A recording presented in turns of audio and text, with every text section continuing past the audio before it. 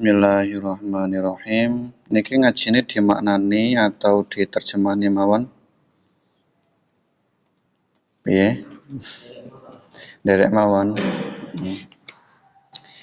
Bismillahirrahmanirrahim. Untuk kajian malam hari ini, karena ini bersama dengan pengurus, maka saya akan menyampaikan materi Fathul Qorib ini secara lebih mendalam dan rinci. Saya harap antum terbiasa dengan kajian yang nanti bersifat mendetail, karena ini untuk melatih kemampuan kita menganalisis suatu kalimat, menganalisis suatu masalah sampai kita benar-benar menguasai detailnya. Nah, ya karena ini di pesantren, jadi kita menyesuaikan dengan kebiasaan kita atau adat kita, yakni maknani dengan background, nanti kita otak-atik kalimatnya satu persatu sampai tuntas. Bismillahirrahmanirrahim. Bismillahi kelawan nyebut asmane Gusti Allah. Ar-Rahmani zat kang welas asih dalam dunya lan akhirat. Ar-Rahimi zat kang welas asih dalam akhirat bloko. Kalau sampean membaca kitab, bisa dipastikan musonef itu selalu meletakkan bismillah di awal. Kenapa kok meletakkan bismillah di awal? Karena ada hadis yang menyatakan kullu amrin dzibalin la yubda'u fihi bi bismillahirrahmanirrahim fahuwa abtar, atau ala riwayatin fahuwa aqta. Setiap suatu perkara yang memiliki kebaikan, kebaikan, yang tidak dimulai dengan membaca bismillah, maka perkara itu akan menjadi abtar. Abtar itu kalau pejenengnya hewan itu bisa pincang atau ekornya terputus, atau di riwayat lain maka dia aktok terputus dari apa? Dari berkah. Semua kegiatan yang tidak dimulai dengan bismillah, maka nanti keberkahannya itu tidak akan banyak atau bahkan bisa hilang. Nah, maka kemudian para ulama ketika menyusun kitab itu pasti dimulai dari bismillah. Kecuali ketika khutbah. Ketika khutbah Jumat itu sampean nggak usah bismillah. Langsung alhamdulillah, karena memang riwayatnya langsung ke alhamdulillah. Nah, kemudian di riwayat lain sebenarnya ada juga riwayat yang menyatakan bukan bismillah, tapi hamdalah. Kullu amrin dibalin la yubda'u bilhamdulillahi fahuwa abtar au aqta. Ada yang riwayatnya seperti itu. Nah, sehingga nanti kita bisa mengkompromikan iki donge sing dhisik iki kudune bismillah atau alhamdulillah sing bener ki. Nah, itu bisa dikompromikan. Ibtida itu ada namanya ibtida hakiki, kemudian ada ibtida idhofi. Ibtida hakiki itu adalah suatu permulaan yang memang diniati dimulai dengan itu, ya, dan dilakukan dengan itu beneran. Misalnya sampai arepe wudu, lambene dijogo tenan, ketika arepe mulai kae diniati dimulai dengan bismillah dan benar-benar membaca bismillah ketika mau wudu. Itu namanya ibtida hakiki. Nah, kemudian ada lagi ibtida yang idhofi. Ibtida idhofi itu ketika seharusnya memulai dengan bismillah atau alhamdulillah, niate iki arepe memulai lafaz dengan bismillah atau alhamdulillah. Tetapi tapi ada yang mendahului, yaitu misalnya assalamualaikum, salam dhisik. Mari salam baru alhamdulillah bismillah. Nah, itu secara prakteknya sejenis yang didhisikne salame duduk bismillah atau hamdalah, tapi diniati yang didahulukan adalah hamdalah atau bismillah. Itu namanya ibtida idhofi. Nah, kemudian bismillah ini adalah salah satu ayat Al-Quran, bagian daripada surat Al-Fatihah, sehingga ketika kita sholat wajib dibaca. Nanti akan lain dengan madhab yang lain seperti madhab Maliki atau madhab Hambali. Di sana bismillah itu dinyatakan bukan bagian daripada Al-Fatihah. Tapi kalau kita bagian daripada Al-Fatihah, maka sampai jangan heran. Kalau sholat nanggon Jogja misalnya ya, rata-rata kan kono Muhammadiyah. Iku lah sholat nggak Bismillah deh, langsung Alhamdulillah. Atau sampai nang Arab Saudi, nggak usah kaget, kono nggak Bismillah, kono langsung Alhamdulillahirabbil alamin. Karena mereka meyakini bahwa menurut mazhabnya Bismillah itu bukan bagian daripada Al-Fatihah. Nah kemudian pada dasarnya membaca Bismillah itu sunnah di semua keadaan. Cuman kemudian nanti dia bisa menjadi haram, bisa menjadi makruh disebabkan oleh suatu perkara itu sendiri. Misalnya delok farji ini dewi, kan hukumnya makruh itu. Arwen delok farji ini mau coba Bismillah, makruh. Terus kemudian Arabnya melakukan sesuatu yang haram, mau coba Bismillah, haram ya. Jadi dia bisa menjadi haram, bisa menjadi makruh, bisa menjadi sunnah sesuai dengan kondisi. Nanti di beberapa surat Al-Quran, surat apa sehingga oleh membaca basmalah? Surat At-Taubah itu tidak boleh membaca basmalah. Kenapa kok di sana surat At-Taubah itu tidak membaca basmalah? Alasannya karena surat At-Taubah itu dimulai diturunkan dalam rangka merusak perjanjian yang pernah dibangun antara Nabi dengan orang-orang kafir Quraisy. Perjanjian apa namanya? Perjanjian Hudaybiyah. Perjanjian Hudaybiyah waktu itu dibatalkan oleh Allah karena orang kafir melakukan tindakan yang secara konstitusi, yang secara hukum itu melanggar aturan. Kalau melanggar maka sama Allah hukumnya dibatal nih sisan. Nah, karena konteksnya adalah membatalkan perjanjian, Allah tidak mau memulai dengan Bismillah. Makanya nggak ada Bismillah di situ.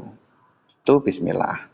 Nah, Bismillah ini kalau dikorek lebih dalam lagi, maknanya Bismillah kalau dikorek lagi, seluruh kitab yang pernah diturunkan Allah sebelum Nabi Muhammad itu maknanya terhimpun di dalam Al-Quran. Seluruh makna daripada Al-Quran itu terhimpun di Al-Fatihah. Seluruh makna Al-Fatihah itu terhimpun pada lafadz Bismillah, Bismillahirrahmanirrahim. Seluruh makna Bismillahirrahmanirrahim itu terhimpun kepada lafadz ba. Kenapa kok ba? Karena ba itu memiliki kandungan makna bi, karena dengan sebab aku semua yang ada ini ada. Sebab aku semua yang belum ada kemudian menjadi ada. Itu makna dari bi sehingga dia bisa mencakup semua aspek. Nah kemudian dari sisi alatnya, bi itu bisa bermakna alat ya atau isti'anah ya. Berfaedah apa namanya? Isti'anah, meminta tolong. Ada yang bermakna istishab. Istishab itu tabarruk. Nah, akan lain cerita. Nah, kalau sampean menggunakan bismillah itu di hati usahakan jangan sekedar isti'anah. Karena nanti dia akan menyerupai semacam makna alat. Saya menyomot rokok memakai korek. Nah, kalau di bahasa Arab kan bil korek ya, bil korek. Korek ini di sini fungsinya apa? Alat. Alat itu dalam konteks ini dimanfaatkan atau tidak? Iya. Masa iya kita akan memperlakukan bi pada lafadz bismillah itu seperti korek ini? Itu nanti justru jatuh kepada ihana atau menghina. Supaya tidak jatuh pada praktek ihana, maka dimaknai lil istishab litabarruk. Jadi menggunakan lafadz bismillah itu tujuannya untuk tabarruk, bukan sekedar sebagai untuk meminta tolong. Donge ya, kita mau ngapain aja dengan bismillah itu berharap pertolongan. Tapi jangan hanya itu yang dimunculkan di hati, tapi juga dimunculkan di hati membaca bismillah untuk tabarruk. Nah, ngono. Supaya ketika mengucapkan bismillah itu maknanya dengan lafadznya dan yang di hati itu benar-benar menghadirkan, mengagungkan asma Allah begitu. Pun kita lanjut. Kala ngendika sapa Syekh al-imamu kang dadi imam, al-alimu kang alim, al-alamah bener-bener alim tenan.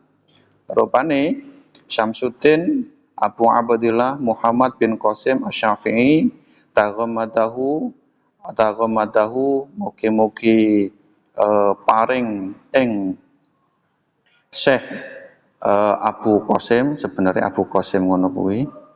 Tapi kalau dijimok namanya sampai jimok nama Syekh Syamsuddin sinten Allah Gusti Allah birahmati kelawan rahmati Gusti Allah waridwanihi lan ridhani Gusti Allah amin. Oke, lafaz ini kita bongkar.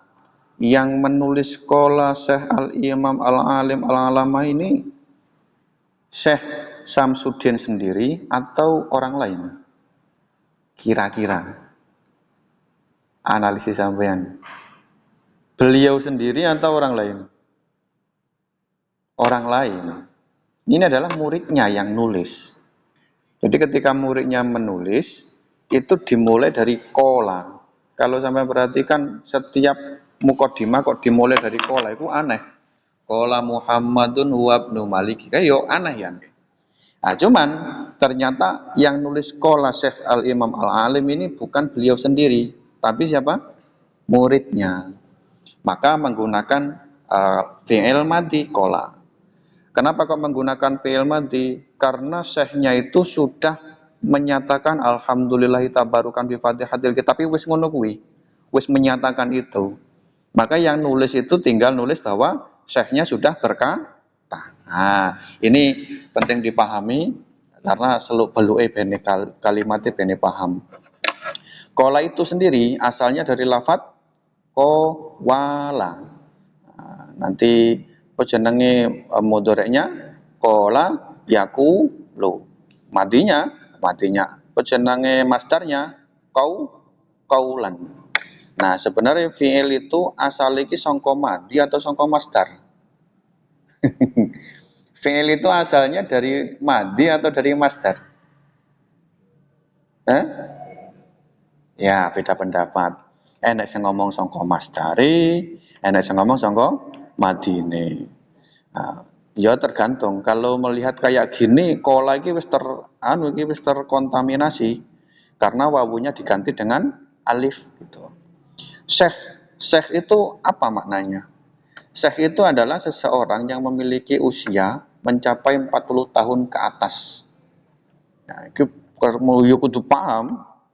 Terus kemudian kalau usia 40 ke bawah sampai 30 ya, 30 ke atas sampai 40 itu namanya kahlun. Nah, kalau anggone dhewe namanya kepala 3, kepala 4, kepala 1 berarti 10 tahun ke atas. Kepala 2 20 tahun ke atas, kepala 3 30 tahun ke atas.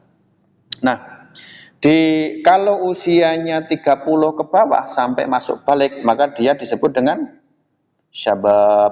Kalau perempuan namanya syabah ya.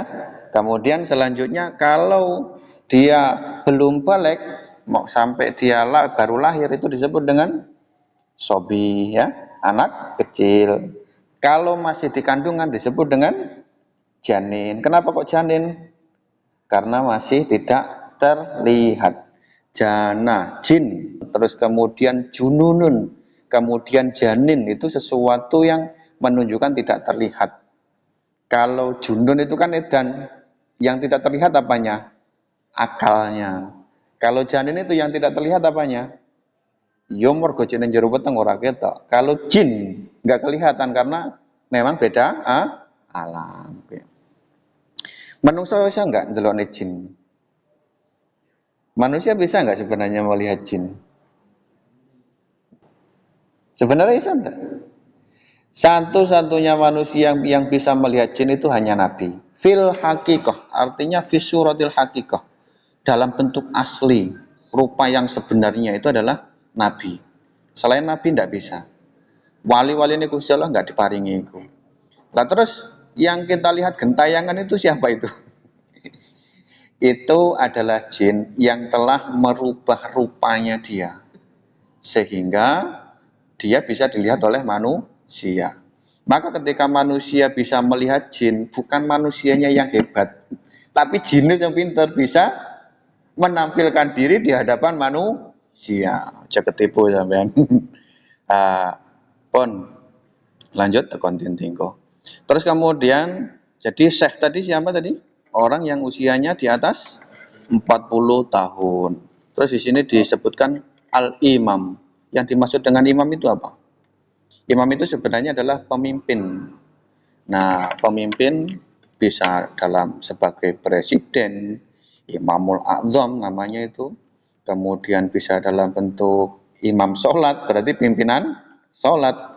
Ada imamnya ahli fikih, berarti pimpinannya ahli fikih. Nah, ketika disebut dengan imam, yang dimaksud adalah orang yang diikuti.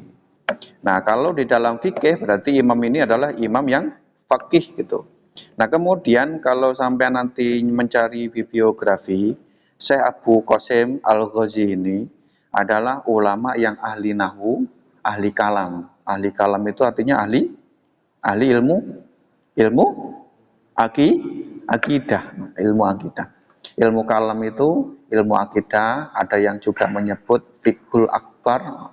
Cuma kalau ilmu kalam itu lebih dengan pendekatan ketika memiliki kemampuan berargumen. Contoh misalnya sampai berhadapan dengan orang-orang ateis. Orang ateis itu kan tidak percaya dengan adanya Tuhan. Tuhan itu enggak ada. Terus semua ini apa ini kalau enggak ada Tuhan? Ini ada karena kebetulan. Teori ini kuno kuwi. Jadi dikira ki ndase sang isine koyo ngono kae iki kebetulan enek. Nah, orang Islam kan jawabnya ya gampang-gampang wae. Ya kalau seperti itu logikanya, ada enggak sekarang itu jam tangan aja yang terbuat secara kebetulan. Enek angin, beliung, puting beliung, moro-moro ngobrang-abrik toko, ya, toko semen, toko besi, toko anu moro-moro dadi jam tangan. Enek ora? Ora enek ya? Ora enek. Kalau jam tangan yang susunannya sederhana itu saja enggak ada. Terus bagaimana dengan wujud manusia yang sedemikian detail? Sarafnya sampai niki hitungannya jutaan, bahkan miliaran. DNA-nya sampean itu di dalamnya itu ada kromosom. Yang mana kromosomnya itu wis mengandung genetik.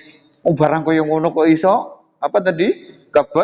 Kebetulan dan semuanya berfungsi, memiliki efek, termasuk membentuk rupa mirip karo bapake. Dikira iku barang kebetulan.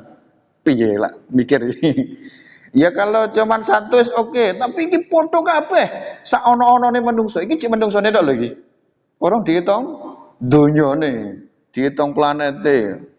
Kesimpulannya, nah secara logis dalam ilmu kalam itu tadi dijadikan sebagai hujjah bahwa wujudnya alam yang sedemikian terstruktur rapi adalah bukti adanya Tuhan yang kemudian kita sebut sebagai isim alamnya Allah, yang membuat isim alamnya yaitu sebagai Allah.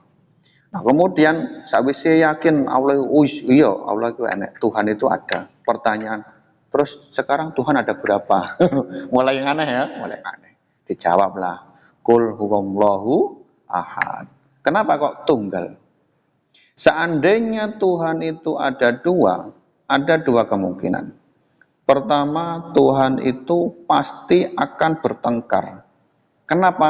Kalau ada dua esensi, pasti terjadi pertentangan. Allah sijine pengen udan, Allah sijine pengen ora udan. Allah sijine menetapkan hukum apa jenenge? Gravitasi, sijine enggak pengen menetapkan. Geger ora iki? Wujud ndak alam dengan adanya Tuhan yang bersengketa seperti itu? Orang bakalan wujud. Artinya apa? Keberadaan Tuhan itu harus tunggal. Nggak mungkin dua atau lebih. Kalau dia lebih dari satu, ya, maka pasti terjadi konflik. Pak, mungkin nggak kalau Tuhan itu dua, tapi nggak pernah konflik.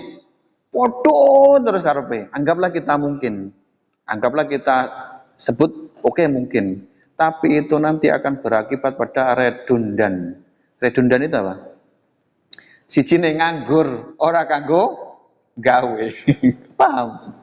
Ya ora guna no. Ana loro tapi sama terus. Nah, hukum alam dimanapun berada itu menunjukkan kesatuan. Sampai kemudian muncul teori fisika, teori sains. Fisika nang kene, nang barat ya, nang nggon Arab, nang nggon kene iku hukume padha. Ya dah. Hukum-hukum fisika itu tunggal semua, nggak ada yang ngefek.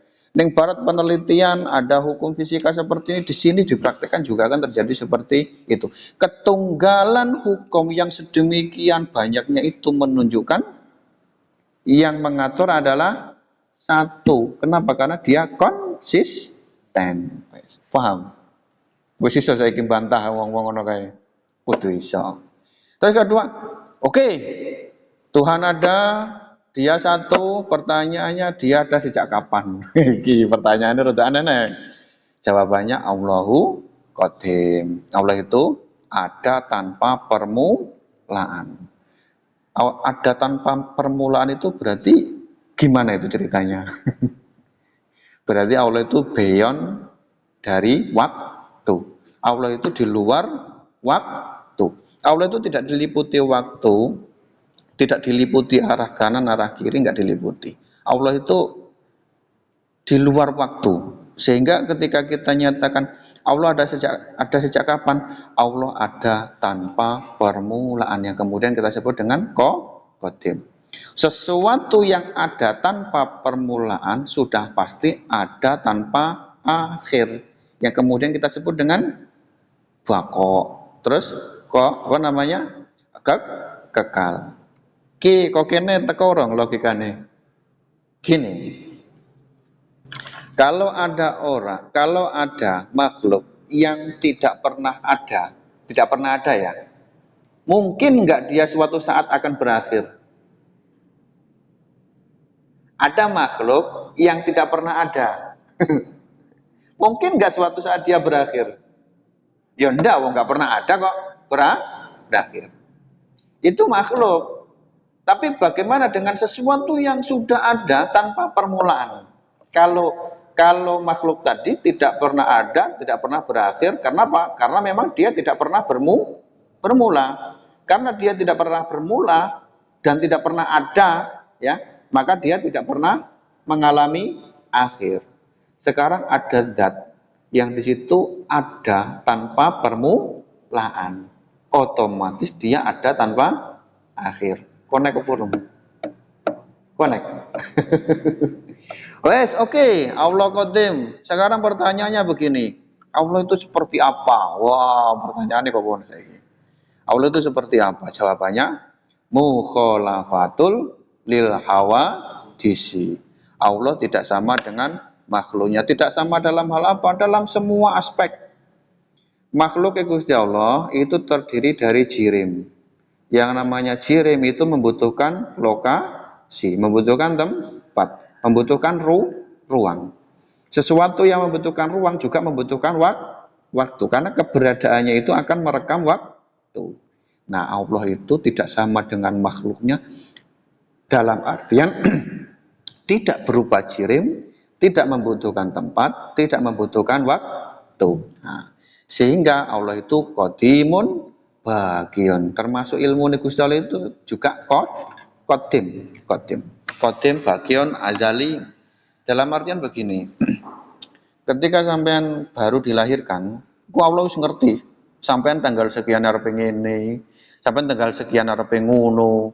Dan ketika Allah itu menciptakan sampean, Allah wis menetapkan juga ketika sampean arep melakukan ini, ya, nang Gusti Allah iku wis ditentone. Wis oke terjadi.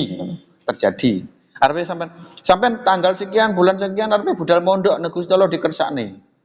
Wis bakalan terjadi sampean budal mondok. Itu yang kemudian disebut dengan takdir.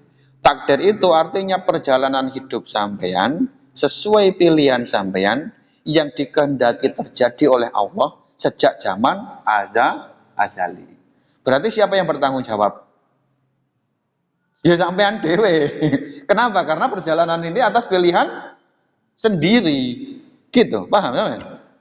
Aku dipaksa bapakku urusan carry, bukan itu yang jadi topik. Tapi sampai budal nang pondok kan karena ya keinginannya sampai sendiri gitu.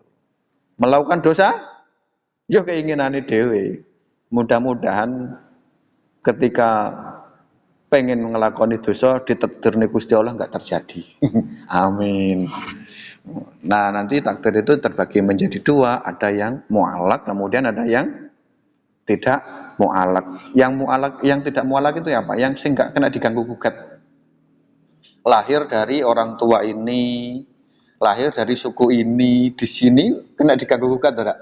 Ora kena, sampean nggak iso. Itu bukan pilihan kita. Itu adalah ketetapan yang ditetapkan oleh Allah. Namanya takdir yang bukan mu'alak tadi.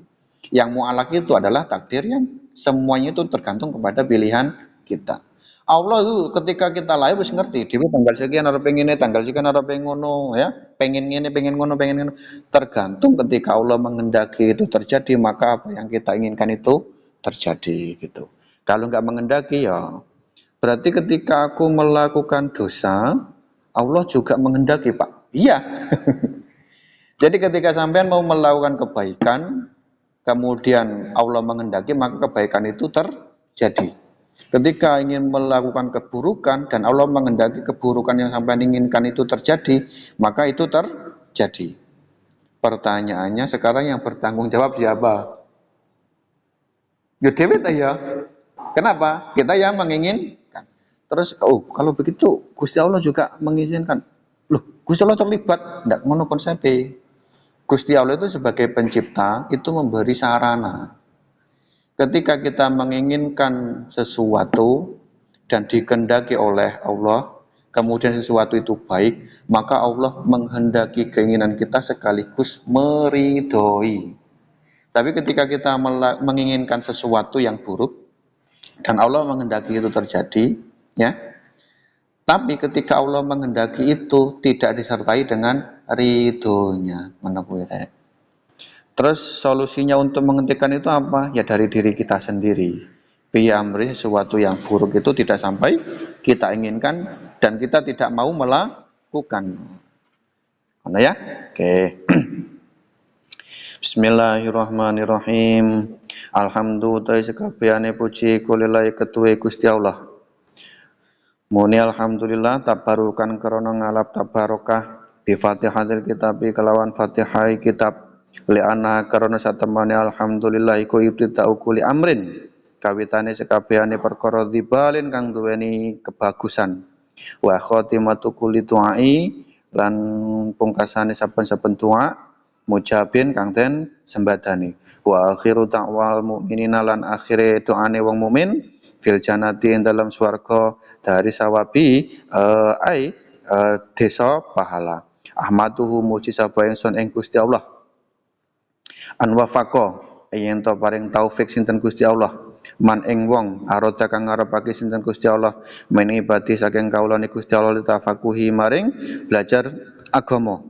Tafakuh itu belajar agama, maham fitini dalam agama ala wifki muradihi tutup wifki cah wafaqo wifki oh ya ala wifki muradihi ing ngatasi nocoki karepe Gusti Allah wa usolli lan maca selawat sapa ingsun wa usallimu lan maca salam sapa ingsun mate ngucapake salam sapa ingsun ala afdhali khalqi ngatasi luwe utama-utamane makhluke Gusti Allah rupane Muhammadin Nabi Muhammad Sayyidil Mursalin kang dadi gustine para utusan al-qaili kang ngendika manutai sapane wong yuridillahu kang yuridi kang ngarepake sinten Allah Gusti Allah bi kelawan man khairon ing kebagusan yufaqihu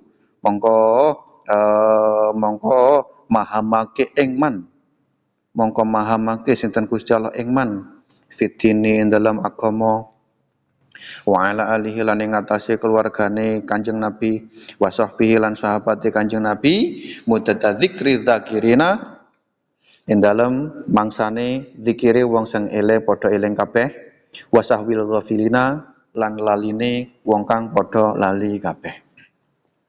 Pun Bismillahirrahmanirrahim. Di sini redaksinya alhamdu. Alhamdu itu dimulai dari al. Alnya al itu al apa itu? Al lil ahdi dhihni, al jenis atau apa? Jawabannya itu adalah al li jinsi. Nah, kemudian ketika pejenengan mengucap alhamdulillah, beliau niatnya itu ditabaruk nih. Ini penting. Ketika kita melakukan sesuatu, itu upayakan jangan kosong dari niat. Karena niat itu adalah aspek yang menentukan kualitas kegiatan kita. Turu kok diniati nggak maksiat, itu untuk pahala. Tapi lah turu sekedar turu, los turu tak untuk pahala orang. Iya orang. Dan nilai niat itu menjadi nilai plus untuk kita untuk bisa menjalani kegiatan dalam 24 jam full menjadi kegiatan ibadah. Turu diniati bene sesuk iso ngaji, bene sesuk subuh iso jamaah, bene orang maksiat dan pahalane oke tenan ya. Kenapa? Karena niatnya sak pirang. Sayyidina Ali ngelakoni iku sampai ngendika. Banyak orang yang beramal dengan tubuhnya, sementara aku beramal dengan akalku, dengan pikiranku. Karena setiap melakukan tindakan apa, beliau kostuan, disengajakan untuk sesuatu yang mahmud, yang terpuji. Nah, kemudian di sini ada redaksi li annaha ibtida'u kulli amrin dibalin ya, wis tak jelas nih mau. Dan dia menjadi khotimatu kulli du'ain ucapin. Maka ketika doa itu mesti ditutup walhamdulillahi rabbil alamin. Itu penting, bukan hanya sekedar hiasan itu ada fungsinya. Fungsinya supaya doanya dikabulkan. Kurang marem tambahi. Al-Fatihah. Lengkap ya, kudune kabul ngono iki. Ya ora kudune juga sih. Manut ya, dikabulni alhamdulillah, ora dikabulni engko nang akhirat mesti digawe. Dan itu termasuk menjadi akhir daripada doa orang mukmin di surga. Nah, selanjutnya mungkin redaksi may yuridillahu bihi khairan yufaqihu fiddin. Di sini dinyatakan barang siapa yang dikehendaki Allah dengan kebaikan, niscaya Allah akan memberikan kepahaman di dalam ilmu agama. Pertanyaannya, kebaikan yang dimaksud ini apa? Kebaikan yang dimaksud di sini itu apa? Tidak ada kebaikan yang paling mentok kecuali husnul khotimah. Orang itu bisa husnul khotimah kalau dia ngerti agama. Kenapa kok begitu? Ciri-ciri orang husnul khotimah itu tidak ada beban tanggungan dunia. Sementara sebab orang tidak ngerti ilmu agama itu akan mengakibatkan dia mati dalam kondisi meninggalkan banyak beban. Contoh real iki, sak pirang-pirang dialami wong akeh. Ketika misalnya dagang wis mencapai satu nisab wis haul wajib zakat apa ora? Wajib. Kok ora dilakoni, dagang sampai 30 tahun, sampai usia 60 tahun orang tahu zakat, berarti dia punya tanggungan membayar zakat. Iki utang apa tuh iki? Wajib dikodok ndak iki? Wajib apa ndak iki? Wajibnya. Orang kok lolos ora, wajib dibayar. Kok mati? Orang nek sing ngerti kewajibane iki. Wah, akhirnya hartane gur didum keluargane dadi harta warisan. Iki sapa sing nanggung iki? Ya dek engkon nang akhirat. Resiko apa badan?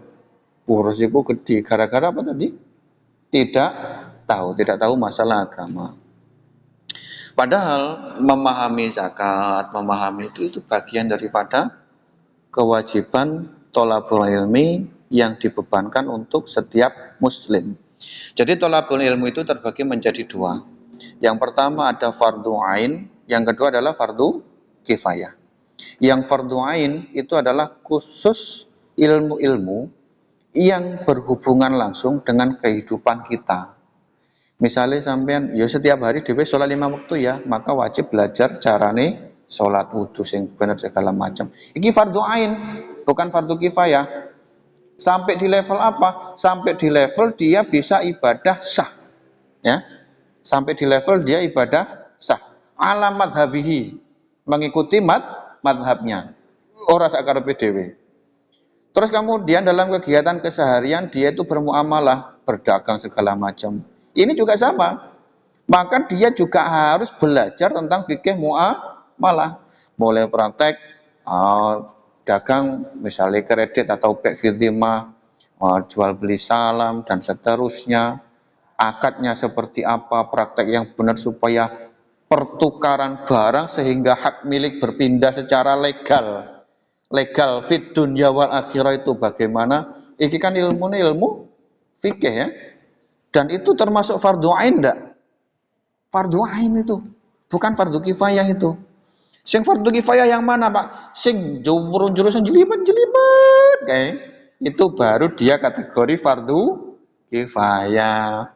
Belajar faraid, ilmu had sampai detail-detailin jurun-jurunnya kayak fardu kifayah. Tujuannya apa? Sekiranya dalam satu desa itu ada orang yang bisa memberi fatwa dalam permasalahan-permasalahan pelik itu, maka wis sak desa iku enggak kena dosa.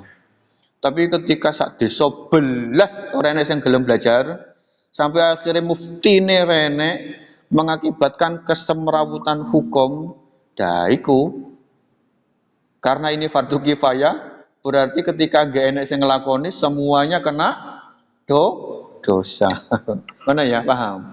Nah, sementara untuk kebutuhan-kebutuhan yang primer kepribadian itu hukumnya fardu ain. Sampai apa? Sampai sekiranya ibadah sah, muamalah sah, zakat sah, ngerti kewajibannya segala macam nggak ada yang tertinggal. Dengan cara itu, insya Allah nanti di akhir menjelang hayat, dewe wis nggak duit tanggungan. Selama urip kewajiban zakat wis tak bayar ya Allah. Selama urip bermuamalah, muamalahku sah, jual beli sah, kepemilikan legal, barang yang tak miliki dari orang lain memang sah secara fikih dan berpindah tangan secara hakiki, maka itu sah ya legal, nggak wajib dikembalikan. Muamalah yang sistem transaksinya tidak sah itu wajib dikembalikan. Ya, contoh. Kira tuh angel lagi, mbok iki sanggup praktek apa ora? Saya sendiri susah tenan iki. Salah satu rukun dari jual beli itu harus adanya ijab kabul. Ijab kabul iki piye to? Ijab kabul itu di luar nyang-nyangan. Mas iki rokok regane piro? Regane 10.000. Wah, 10.000 lah, 9.000 lah. Oke, 9.000. Utawa clear. Mas iki piro regane? 10.000. Ya wis, ki duwite nyok. Pertanyaan iki wis ijab kabul apa urung iki? Belum ada ijab kabul.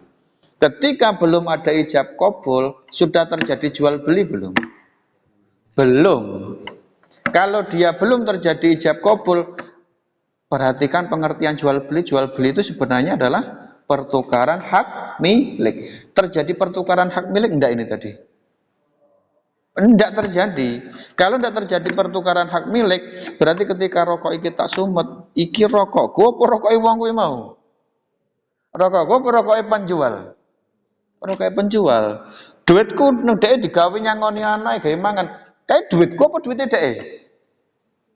Duitku rek jian, tutuk duite dhek. Sehingga dalam praktek ini dia memakan harta saya di sini merokok pakai rokoknya dia. Terus iki piye wae iki? Nah, nek kene fikih enek kaidah rada enteng titik ya gawe solusi-solusi wae. Jadi kita memanfaatkan harta orang lain, akhirnya ini bukan milik kita ya. Kekuatan ini menjadi halal hanya karena zon ridho. Zon ridho itu apa? Dugaan pemiliknya sudah ridho. Padha wae sampean nyeleh rokok nang kene, aku ora tembung, wis alah jimuk sitok wonge ora lah Ngono kuwi tok. Kekuatan kehalalan apa yang kita pakai. Bayangkan niki kelambi digawe salat, ruko digawe salat. Piye iki? Gunane pakaian milik orang lain atas dasar dzon kekuatannya terlalu lemah. Kenapa? Karena belum terjadi perpindahan hak milik. Kok yang ini kok mati? Kira-kira Husnul khotimah apa ora kira-kira? Ngeri tenan loh. Wah, kita sampean ini. Nah, cuman jadi problem saya tuh juga susah. Praktek ini janji Allah. Padahal itu ya ijab kabul itu lawan bicara ketika sudah ada ijab itu cukup menjawab iya dan tidak. Pernah saya itu beli beras 5 kilo, itu harganya saya lupa 75 atau berapa. Terus kemudian berasnya berapa Mbak? 70.000. Mari ngono, oke. Tak tokne duit 70.000. Berasnya tak cekel, tak akoti. Mbak, berasnya saya beli seharga 70.000 nggih. Mbak ngopo jalan? Meneng ae. Meneng ae. Tak bileni. Mbak, berasnya kalau tumbas seharga 70.000 nggih. Seandainya jawab nggih Mas, no. Selesai. Tapi ora meneng ae malah ngomong. Aku jawab iya ngene iki Kang. Aduh, wah iki. Masalah tenan iki. Padahal iki beras mau rencanaku arepe tak gawe zakat. Kuwi lho rek masalah iki. Zakat kok gawe beras wong liya iki bahaya ora iki. Sah apa ora iki. Nah, sampai segitunya dan kita perlu paham detail itu. Gimana ya? Oke, jadi itu yang dimaksud dengan kebaikan. Yang dimaksud kebaikan di sini adalah husnul khotimah. Husnul khotimah itu bisa diperoleh kalau kita meninggal tanpa meninggalkan tanggung jawab yang masih tersisa. Kok jek enek istarek ora iso. Nang kono sangka sampean panggang jaluk tulung ngene Kanjeng Nabi. Ya kabeh tetep entuk syafaate Kanjeng Nabi insyaallah. Nah, cuman iki maksudnya iki jaluk tulung iki nemen banget ngono lho. Nyafaat ini oke pun PR-mu. Utang urung lunas iki, zakat sisa pirang-pirang. Sik sidang. Wes hisab wis dhewe suwi kuwi engko diitung suwi tak sitok masyaallah. Bon, lanjut ya. Dawa Pak ya? Dawa. Oh, sampean tak jak rono rene. Pengurus soalnya wisan. Bismillahirrahmanirrahim. Wa ba'du.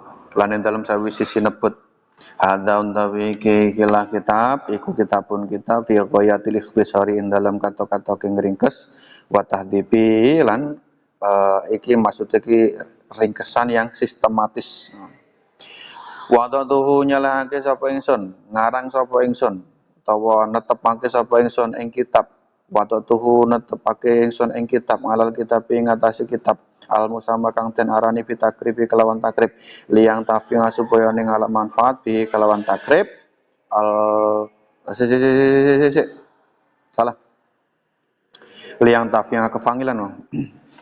Liyang tafi'a supaya ning ngalap manfaat bi kelawan kitab. Sapa al muhtaju wong kang padha butuh minal mubtadiina saking wong kang ngawiti ngaji li furungi syariat maring cabangane syariat wadini melan agama waliyakun lan supaya ana apa kitab iku wasilatan dadi wasilah linajati maring selamat ingsun yaumadini dalam dinane kiamat wa naf'an lan paring manfaat li ibadi maring kaulane Gusti Allah al muslimin kang muslim kabeh nau satemene Gusti Allah iku sami'u tu'ai dat kang mireng donga ku idhofah di makna lam ya sami'un litu'ai idhofah itu ada yang mengandung lam ada yang mengandung min ada yang mengandung fi sederhananya lah istilah-istilah yang paling kontroversial Islam Nusantara itu idhofah ya Islam Nusantara mudhaf sing di mudhaf sing Islam, mudhaf ilaih Nusantara. Lah iku bisa bermakna fi Islam di Nusantara. Bisa bermakna min Islam dari Nusantara. Bisa bermakna lam Islam untuk Nusantara. Kabeh manane berantakan renek sing gunane. Kacau. Wis ora sampe melo sing ngono-ngono kuwi. Islam ya Islam wae. Islam Ahlussunnah wal Jamaah itu lebih relevan, lebih umum, lebih eksklusif mencakup semua umat yang ada di dunia dan kita tidak perlu membedakan kalau hanya sekedar sarungan wong India ya sarungan kalau sekedar kopian songkok Ahok ya pakai songkok wong kafir ya songkok itu identitasnya wong Muslim kalau sekedar peci wong Arab ya gawe peci padha wae apa sing beda padha wae kita itu sarung itu asalnya kondi serasa dipasang teman males bahas duit dawa engko Bismillahirrahmanirrahim wa qaribun lan parek mujibun kang nyembah dani tur nyembah dani Waman Sik. Waman utai sapane wong koso tau kang neja sapa maning Gusti Allah iku layahibu ora bakal sia-sia.